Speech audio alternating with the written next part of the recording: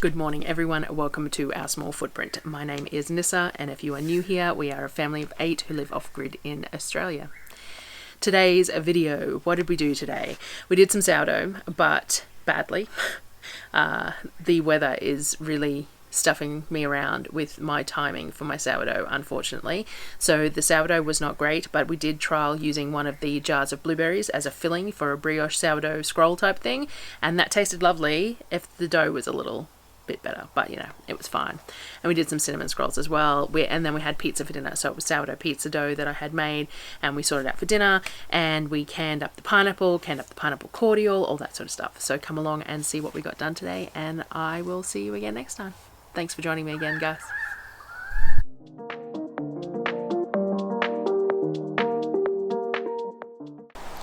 Started off the day with sourdough. Now, my sourdough that I make, I always do overnight sourdough because it's the most convenient for me. The problem is that as the weather changes, my overnights change timing. Like in winter, overnight might mean from 5 p.m. to like 9 a.m. But in summer, it can mean that you can't do it until like sort of 7 or 8 p.m. and you have to make sure you're doing something with it by like 7 or 8 a.m. So my timing is a little bit off, and these ones ended up fairly overproofed. The dough was quite sloppy, but I didn't want to waste it, so we just started working with it. I'm still testing out my brioche doughs because I've found that a lot of the recipes that I've been using that I don't like how heavy they are, so I'm still figuring out exactly how I want to make it. So one of them was the brioche doughs, and I decided that I wanted to use a jar of those blueberries that I can to give it a go. So I poured the jar of blueberries into a pot. It wasn't, I drained off some of the juice first though. And then I added a couple of tablespoons of brown sugar because those berries had been canned without any sweetener, and some corn starch as well, and then heated it up until it thickened up some for me, so it was in sort of like a sauce texture, but it wasn't too wet to be able to use on this brioche dough as like a scroll type thing. That was the plan anyway. So cooked it till that cornstarch thickened it up into a bit of a sauce, added a splash more liquid if needed, and got it to the right consistency to work as a, I suppose, almost a jam, I suppose, for putting onto that brioche dough. Then I had to put it aside to let it cool. So while that was happening, I had also made pizza dough. The pizza dough was also overproofed, so it's very slack, but it seemed to be like it would still cook up.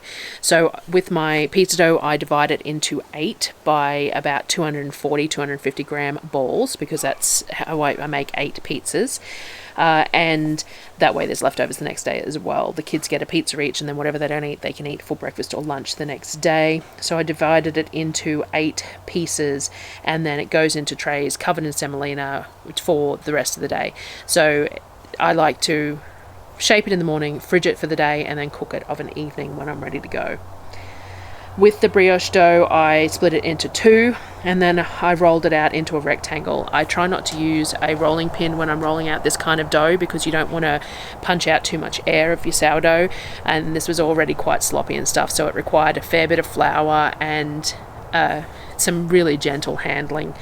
You want to roll it out into a rectangle, the longest side towards you, shortest away from you, and then cover it in whatever you want to cover it in. So I had that blueberry, and that's what I put on there. Now normally I spread the jam on it, or the whatever the filling is, roll it up, and then I cut it into scrolls and put it in for a second rise. The problem is that the dough was really slack, so I didn't really feel like it was going to hold up to much of a second rise or to being in sort of scroll shaped. So I just did a couple of braids and twists and things like that with it, and put it on the tray, and I only let it rise for another sort of 15-20 minutes before I stuck it into a cold oven and let it do its last little bit as the oven preheated. The other half I used some cinnamon, brown sugar and ghee, just to stand as sort of a cinnamon scroll, and just braided them up and baked them. So the dough definitely wasn't real great for this kind of thing, definitely overproofed, but it held together well enough to get these shapes sort of sorted enough to get them onto a baking tray. But I didn't trust the second rising because I thought that they would just spread rather than lift, and it just wasn't going to be an ideal sort of a situation. So I decided to just sort of give them 15 minutes to resettle in the new shapes, and then I stuck them into the barbecue before I turned the barbecue on, so that they had that last little bit of preheat of the oven to give a last little lift, and then they would cook off. Once they came out, they cooked up nicely, nice and browned. They did lift a little bit, but not a great deal. I sliced them up. They're a little flat, a little dense, but cooked through and they're edible. So one of them, I mixed some of the leftover blueberry juice with some cream cheese, and I spread that on some of mine because, you know, I can. So I did that with the piece that I ate and tried, and because it looked pretty on camera, and the rest of it I sliced up for the kids and they ate. So it wasn't great, but it was, the kids ate it, and that's the I think that ends up being the main thing, doesn't it? So long as someone eats it, then it's all good. After that, I had to work on the pineapples. So I bought a box of 15 pineapples. They had been sitting on the bench ripening up a little bit more, so that was all good, but they needed to be dealt with. I'm going to try growing these pineapples because they all had tops on them. So I did a whole bunch of different research on the best methods to grow them, the best methods to take the tops off, drying them, whatever else needed to be done. So I decided twisting the tops off was going to be my best bet, and then you need to peel some of the leaves away to allow for a little bit of the stalk to protrude, which is where your roots are going to grow from, and then leave them for a couple of days to dry out. I'll bring you along with as I keep on going with the process of it. So I'm going to try slicing some to see if I can get more than one plant out of some of them and leave some whole and things like that. So we're going to give it a go, and as it all progresses, and I might keep little snippets of this footage to try and put together something like a video later on with the whole process once it, it goes on. But that's like, talking 18 months, 2 years to grow a pineapple. So we shall see how that goes. So once I got all the stalks off them, then we started working on the actual pineapples. So I use the skins and that to make cordial. So when I peel my pineapples, I am not worried about taking too much skin with them. That's the beauty of using all this to make cordial. Pineapple cordial is one of our favourites. So when I'm cutting the pineapple, I cut very generously with the skin so that I don't have to worry about cutting out little eyes of the actual flesh or anything like that. And then that extra pineapple that's on that skin is going to go towards cordial. So as I slice the skin off, that goes into one bowl, and then I cut away from the core. Again, I'm not particularly pedantic about the core because, again, it's going to be used for the cordial. So I slice the flesh away from the core. The core goes into the bowl with the skins and stuff like that, and the flesh gets diced into small pieces and put into a separate bowl. I'm going to can the diced pieces for the kids for pizza, but they ate a fair bit in the process of me doing it all as well. Once it was all peeled, then I minced the skins and cores in the Thermomix. So I do a couple of batches, quite a few batches, where I put all the peels and cores into the Thermomix to get them as small as possible. The smaller you dice them, the more surface area you've got to extract the flavour from. So sticking them in big pieces, you're going to get a lot less cordial than if you mince it all up into small pieces. I did add a couple of thumbs of ginger as well as lemon juice, and so I had some frozen lime slices. So instead of using lemon zest and stuff, I threw in half a bag of lime slices as well, which had the skin on too. Now the theory with the recipe, which is the pineapple scrap cordial recipe by Sally Wise, is that it's about 2 cups of water per 1.5 kilos of scraps. So I had just under 6 kilos of scraps and worked sort of approximately based around those quantities that are there. And then it has to have citric or tartaric acid as well added. And then you want to simmer it on low for a while. And then I let mine steep for a couple of hours. So I simmer it on low for, say, 20 minutes, and I don't let it bubble too hard. And then I put the lid on it and I let it steep for a couple of hours because I want to get as much flavour as possible out of it as well. While that's steeping, we started on the pineapple chunks. So these jam jars are just the right size that I find for the pineapple chunks to give enough to go the 6 pizzas that I make for the kids. because Darryl and I do not like pineapple on our pizzas. So they're a good size. So these are the jam jars from the blueberry jam that I buy at Aldi. So the kids adore the blueberry jam from Aldi, and I really like these jars. So it's a bit of a win-win situation. So I still buy 4 of these jams every month, even though I make my own jam as well, because it's giving me these jars to use, but the kids really like that particular blueberry jam as well. And it's not particularly expensive. So the last time I canned these, I did it in straight water, pineapple, and even though the pineapple was super sweet, the pineapple pieces were a little lackluster because the water had diluted the flavour of the pineapple. And hey, the kids drank the water anyway, and they ate the pineapple on the pizza and everything else, but it was just a little lackluster. So what I did was I just put half a tablespoon of sugar in the bottom of each of these jars. It's not a huge amount of sugar, but it's going to be enough to keep the colour nice and bright and the flavour nice and bright. So that's what I did. And then but it's completely optional. You don't have to add any sugar at all for the pineapple. So then I just packed the jars with the chunks of pineapple and then topped it with water, debubbled it. So I used the back of a spatula to debubble the jars and then adjust the headspace accordingly. So you only need 1/4 inch of headspace on these jars. So pack the pineapple fairly firm, because as it cooks it's going to float a little bit, so if it's not firmly in there you'll end up with more juice than pineapple.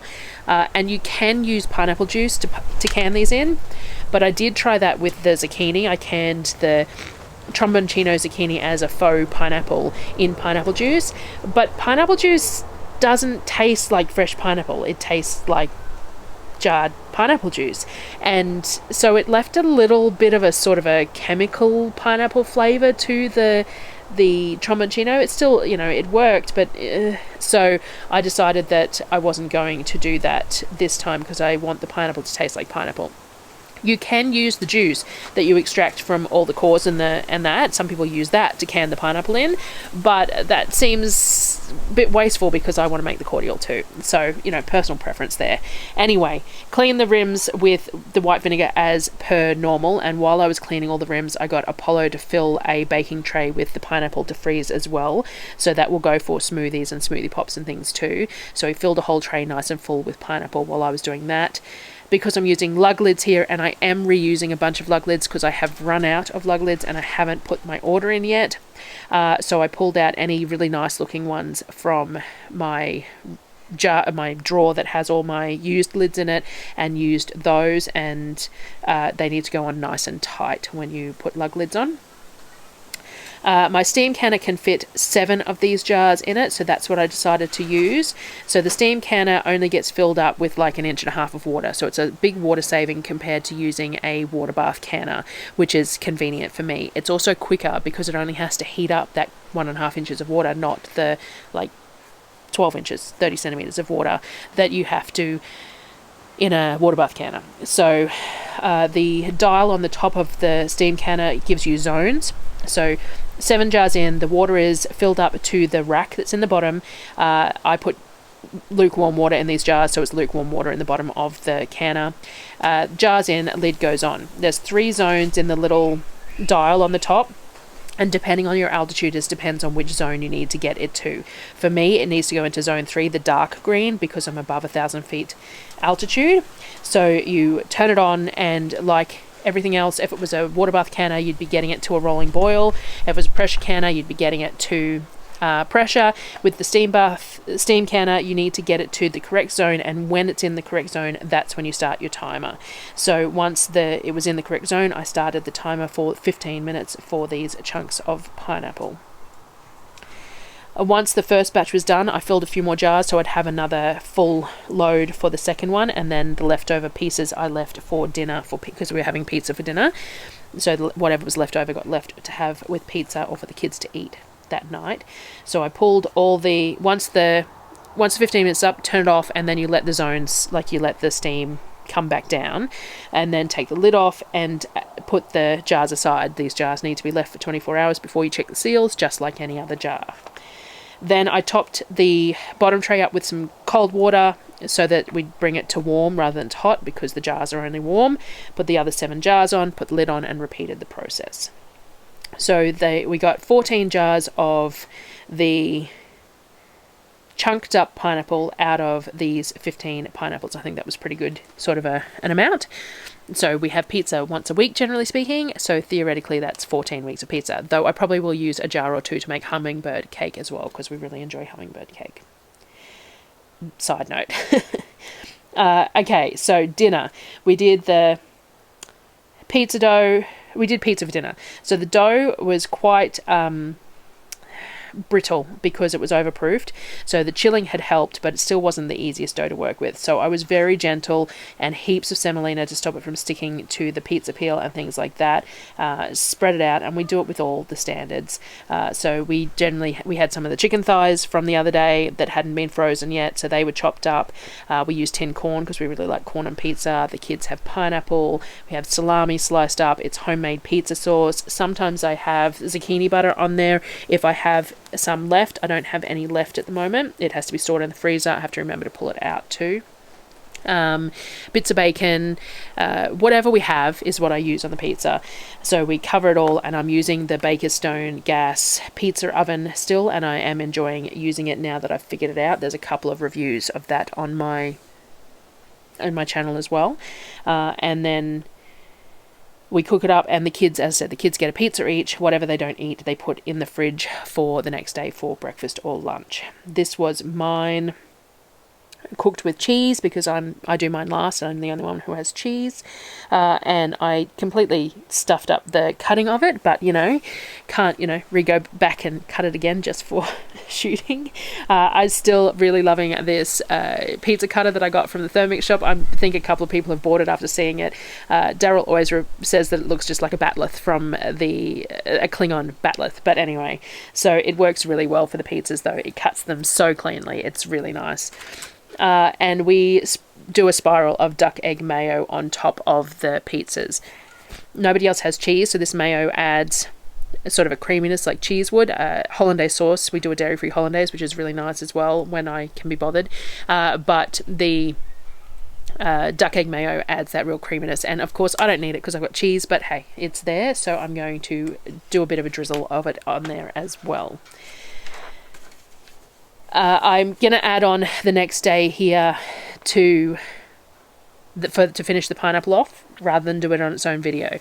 So I ran out of time, so made the pizzas, we had dinner, and that was it. So the next morning I came back to the pineapple. I decided to use the steam juicer to make sure that I got everything I possibly could out of the mash, the pineapple mash. So I filled the tray up with all the pineapple. I used a potato masher to push as much juice as I could through it, and I did run all the juice that I'd get through it through a couple of times through the pulp in the top, because that's supposed to assist with getting as much out of it as you can.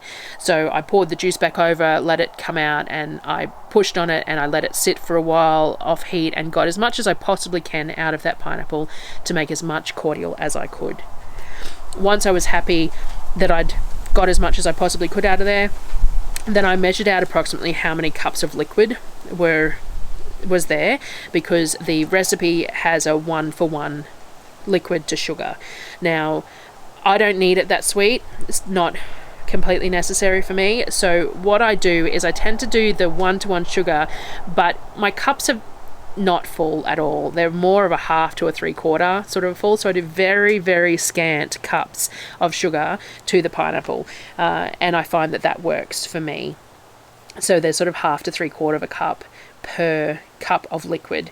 You want to add that into the juice, and you want to heat it up to dissolve all that sugar. So you don't need to bring it to a boil or a simmer or anything really. You just need to heat it up and make sure that sugar gets dissolved well and truly. You don't want it crystallizing, but at the same time you're going to be canning the liquid as well, so it's going to cook further in the jars too.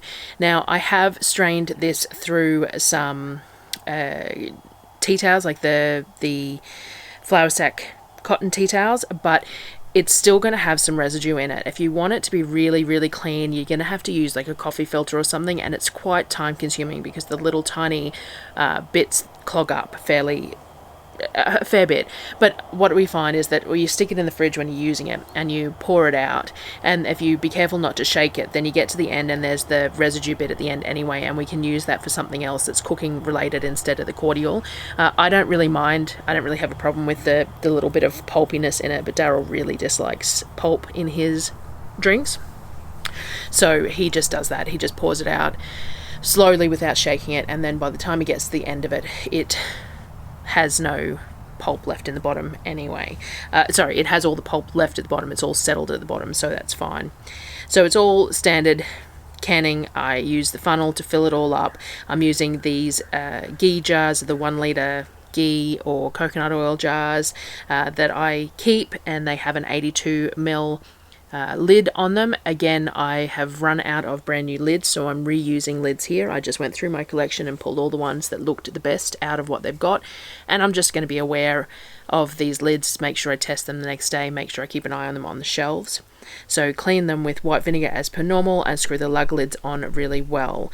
I am using the steam canner again because I already had it out, using it for the pineapple chunks, and again it saves me in water to be able to use the steam canner instead of the water bath canner. These 1 litre jars fit really well in the steam canner. The only jars that I have that really don't fit very well in the steam canner, or don't fit at all, are the 27 Fowlers, the 36s as well, but I wouldn't water bath can in a 36 generally speaking anyway. The 27s are a little bit too tall. The lid will not create a seal at the bottom if you have the 27s in there, so but these 1 litre jars fit quite well. Can only fit 6 of them in there though, so one jar just went straight into the fridge to be used first over the next couple of weeks, and the rest of them can go on the shelves. So they are the same process as the pineapple pieces. You want to put the lid on, you've got your 3 zones, you want to get to the dark green zone, for me being over 1,000 feet altitude, and you want to run them for 15 minutes. It's just a cordial, it's just a sugar syrup. It's in 1 litre jars. I don't know that I looked it up. You probably could do 20 minutes to be safe, but I'm pretty sure 15 minutes is fine for these as well. Double check for your peace of mind, because I'm not always right. Funny that. So they get 15 minutes and then the same. You let it come down out of the zone, take the lid off, let them sit for 24 hours, test the seals the next day, and then they go up onto the shelves to be stored once they are sealed, and that will be cordial for a while for us as well.